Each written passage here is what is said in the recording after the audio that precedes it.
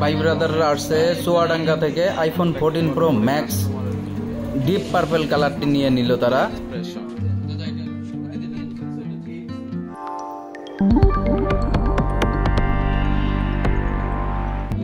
ভাইদের সাথে আমরাও দেখে আসি আইফোন 14 প্রো ম্যাক্স আনবক্সিং করে, আমরাও ভাইদের সাথে একটু অংশগ্রহণ করি। যাই হোক, দেখতে পাচ্ছেন আইফোন 14 প্রো ম্যাক্স ভাইয়ারা আনবক্সিং করছে।